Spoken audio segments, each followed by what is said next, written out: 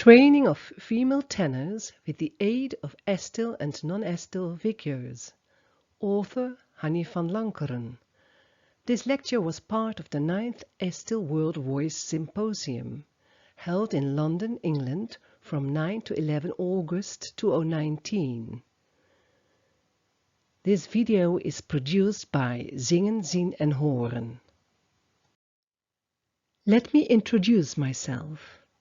I have been educated as a classical soprano, am holding a master in biology, and I am an EMT for more than 7 years.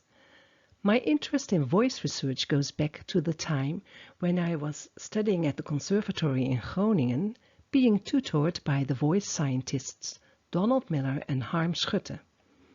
My own career in singing as a classical tenor started some 15 years ago, and I have been involved in voice research and training of female tenors for more than a decade. This is what we do in workshops in the studio. Happy low singing, lekker laag zingen. To illustrate the dramatic changes that are happening in the classical mixed choir, here 2 pictures. 1990. Young male singers in a mixed choir. It looks like they are already outnumbered by the female singers. 2017. The men form a small group in the middle surrounded by many women, like a sort of endangered species. Declining number of male singers in the classical mixed choir is not only a problem in the Netherlands. It might be an issue worldwide. The good news is there is hope for the tenor section. An increasing number of middle-aged women have developed rich low voices which enable them to sing in their model register, also called mode 1 or chest register. Many conductors hate to see women joining the tenor section in the choir, but you know what? They do their homework and know their parts much better than most male tenors. It has become my mission to help these women to sing as fine choral tenors by supporting them in many ways. During my search for the best approach in singing technique, I found that 2 elements were essential for singing in a classical style using the model register. We need a lyric voice quality and secondly, a way to make the voice strong and loud, which I refer to as the shout component. We can get some idea of these characteristics by studying the trained male tenor voice. As a model for choral singing, a Pavarotti opera voice is not what we are looking for. We want to hear a more lyric tenor sound. Tyler Ray is a young Australian singer performing a song of Dowland. Andreas Weller sings a part of a Bach Passion as a professional choral tenor. The lyric singing quality is prominent in both samples. All my ways beat hash, the heart is true, the heart is true, the heart is true. Dieses Wasser hätte mögen teuer verkauft und den Armen gegeben werden. Let us have a look into the voice analysis of choral tenor Andreas Weller. The software program used here is Voce Vista, which is basically the same as VoicePrint, with the mic signal in the upper left screen and the spectrogram below. Time is running from left to right. Here we can see that when Andreas is singing the high A vowel, he produces strong low harmonics in the vowel formant area and also some higher harmonics in the singer's formant area. Formants are the resonances of the human vocal tract. Frequencies of the lowest 2 determine the vowel color. If we go into more detail, the right screen shows the power spectrum at a picked moment where the green cursor is placed, representing the vocal energy over the subsequent harmonics. Frequency is now presented on the horizontal X up to 5 kHz. Vertical X shows relative energy expressed in decibels. What we see here is a strong second and third harmonic, typical for loud voice quality in model register. Note the energy peak in the 2 to 4 kHz area, which adds brilliance or squillo to the voice. This amateur female tenor is singing a Schubert song. She did receive voice training, but no tenor training yet. Ein jeder Atemzug geht's laut ihr Mund, und sie merkt nichts von all den bangen Träumen. Mein ist mein Herz, mein ist mein Herz. I think she has a nice, matured voice with a good disposition for tenor singing. However, her voice obviously lacks the lyric quality we have heard in the male samples.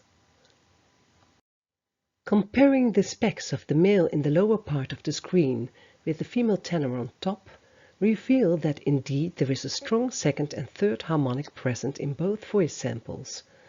This suggests that our female tenor produces lots of core and loudness. So let us hear for ourselves.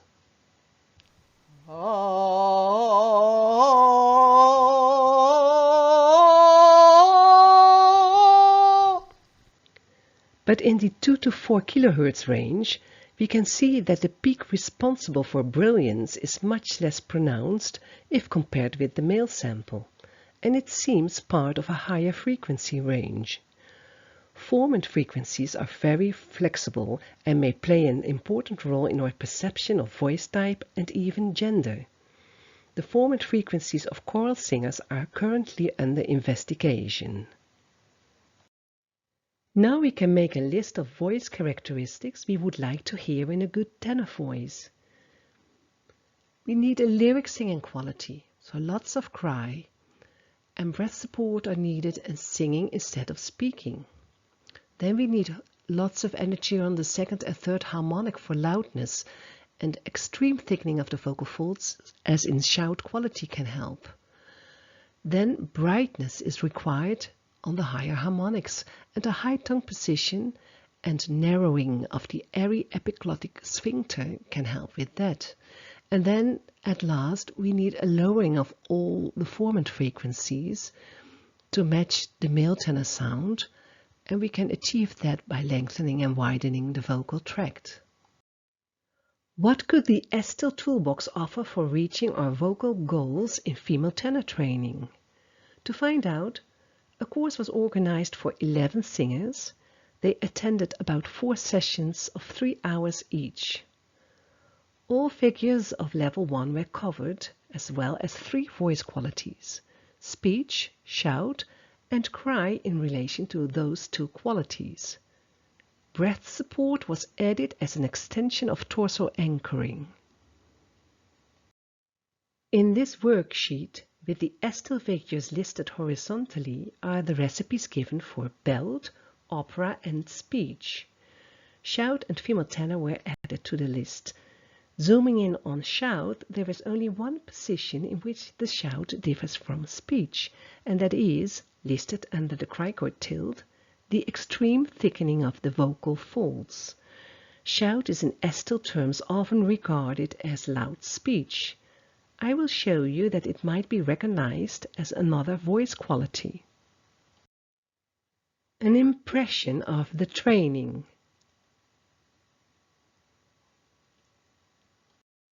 We were all very happy with the results of the Estill training. To be honest, I started myself a bit skeptical, but I have been turned into a real ambassador now. Next season there will be no training without Estill figures.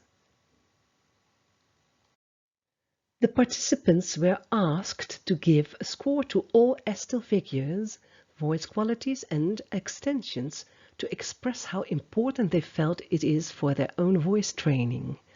1 stands for lowest score and 5 for highest priority.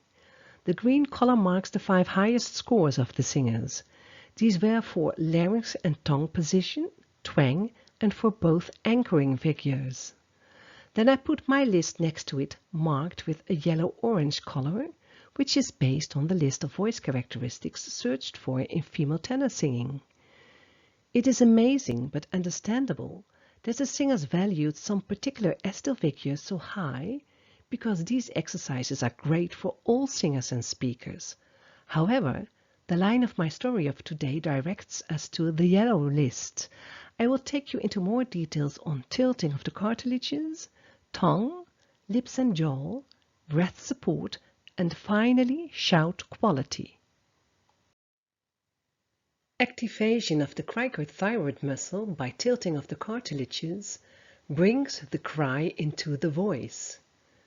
We must realize that female tenors sing in their low range where speech is probably their attractor state. So, a lot of practicing is required to obtain a more lyric singing quality in the model register. Cues are whimpering and sirening.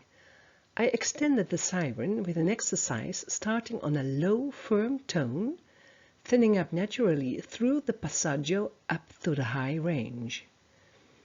It sounds like this. Nee, nee, ja, ja.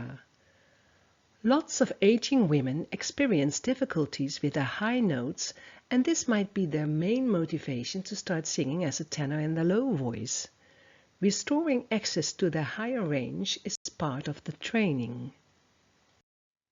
For female tenors, tongue should always be in a high position, for two reasons. A high tongue dorsum boosts the higher harmonics in the singer's formant area around 3 kHz that are needed for brilliance. And a high tongue elongates the vocal tract, making the voice sound darker and more like what male singers are producing. A saxophone upside down provides us with a useful metaphor of what is happening in the vocal tract. The curve in the instrument, now on top, is meant to create more length. And a longer path for the airflow not only results in a warmer sound color, but will also add 3 decibels. A bigger instrument is simply louder. This is what is happening in the vocal tract when the tongue dorsum is high up, nearly touching the soft palate. Jaw and lips are very effective figures for manipulating the shape of the vocal tract. Although all Estill qualities are taught with these structures in mid-position, I think in classical singing the lips can be protruded a bit when singing vowels like O, U and U. In loud singing, certainly that of male singers, cheeks and the lips move forward, causing the jaw to drop naturally, thus making the lower teeth visible as is shown in the next picture. Amateur male singers here with their lower lip turned inward out. This also contributes to a larger vocal tract with subsequently a warmer and bigger sound. So this is what I teach. One question to you. Am I singing here a high or a low tone? Definitely a low tone. Position of the head is ideal for lower singing. A high tone in classical singing requires a head position like a question mark, with the chin closer to the chest. Head position is, as you might know, part of the head and neck anchoring figure. Can we see breath support as a part of torso anchoring? Well, that's my question. For me, natural breath support is a combined activity of the belly muscles and muscles in the lower back. The latter might be the quadratus lumborum, which is a part of the torso anchoring figure. The resulting pulling down of the diaphragm is comparable with, for instance, when you lightly pull down a sunscreen. The moment you let go, it flips back up. The mechanism is triggered automatically when a semi-occlusion or an occlusion occurs in the outgoing breath flow. The stronger the obstruction, the stronger the support. Cues are consonants at the beginning of a word like ba, pop, dot, or start with an S and change to Z. Z, sh. A very effective cue is the whimpering dog.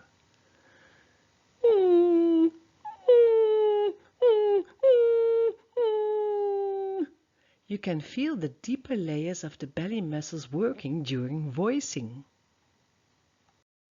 In the Estill Voice Model, belt is the only voice quality for which an extreme thickening of the vocal folds has been described. Unfortunately, the belt range is much higher than the female tenor range. Besides, it sounds very brassy and it requires a high larynx position, which does not suit classical singing very much. Shout is something you will hear in world and ethnic music. It's based on the same extreme thickening of the vocal folds.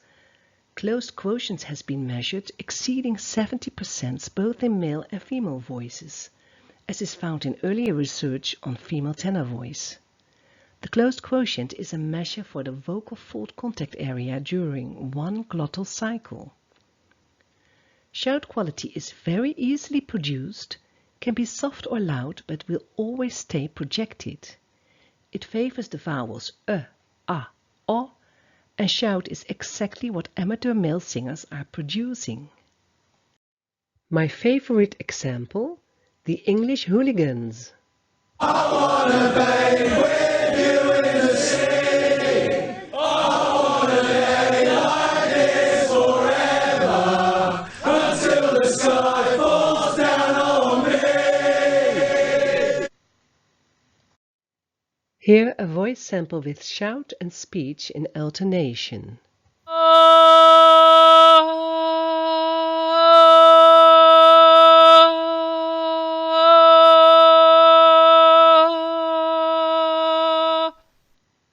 The mic signal shows us that there is a big difference in volume between these qualities.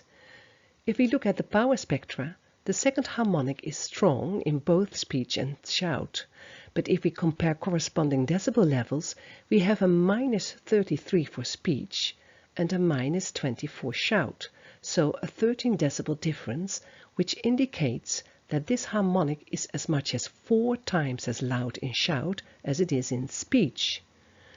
Note that the energy in the higher harmonics has been raised substantially in the shout quality. To see what happens in the larynx, here an endoscopic video of the vocal folds when moving from very thick to thin. Watch the epiglottis coming in from below.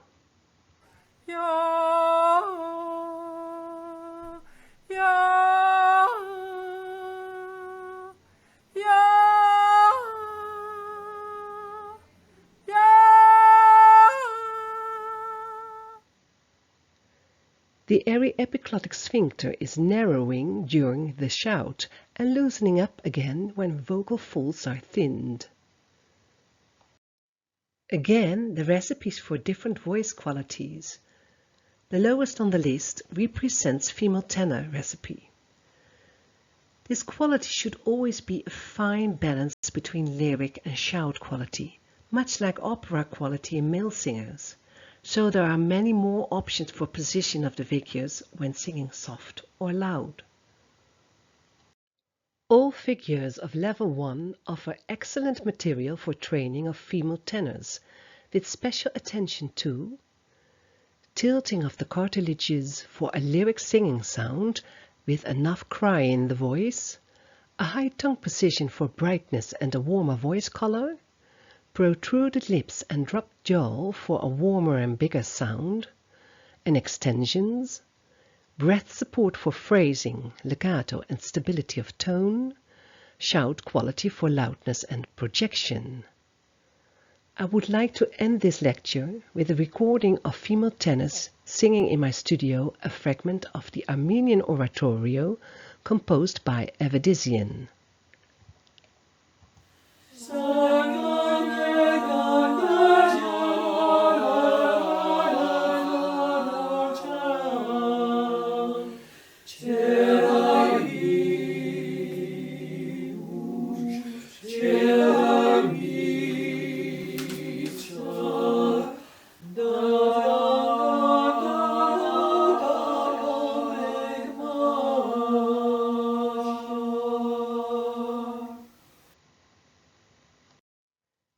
Thank you for watching this video.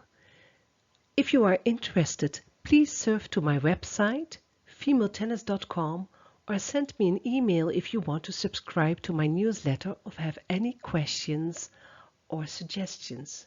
Thank you.